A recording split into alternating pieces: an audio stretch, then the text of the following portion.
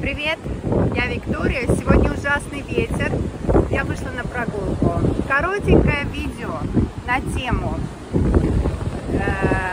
как понравится мужчине, если вы ищете пару.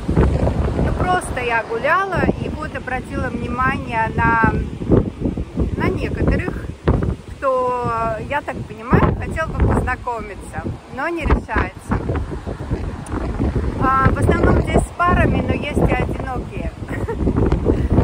Я для себя считаю так, что нужно обращать внимание на то, как вы себя подаете. Это самое главное. Как мужчины вообще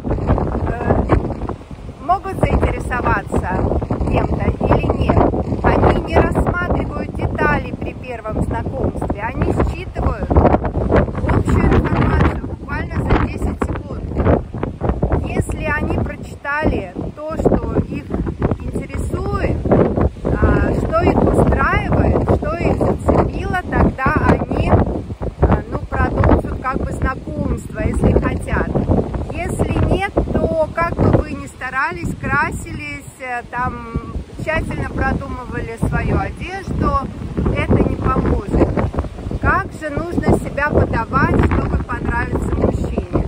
Но это зависит от каждой женщины, конечно.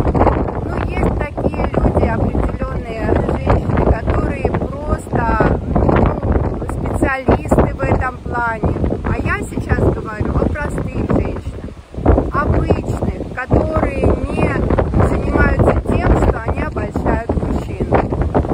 Так вот, как себя подать? Подать себя надо так, чтобы у вас была позитивная энергетика. А как ее наработать? Нужно быть на позитиве. Я всегда об этом говорю. Будьте на позитиве, будет вам счастье. Смейтесь, улыбайтесь, ведите себя естественно. Не одергивайте свое платье, если вы какое-то другое платье одели.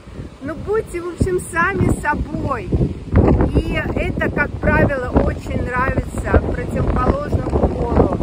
А потом уже, когда вы близко познакомились, может быть, есть такие мужчины, которые начнут вас рассматривать. Но это уже следующий шаг. И вам нужно самим решать, хотите вы такого мужчину, который будет придираться к каждой из вашей морщине, каждой из вашей складки, вашей груди, попе и так далее. А обычный мужчина, если ему женщина понравилась с первого взгляда, он уже дальше принимает ее такой, какая она есть. Это вот 100%, я вам говорю. Так что вот, будет вам счастье.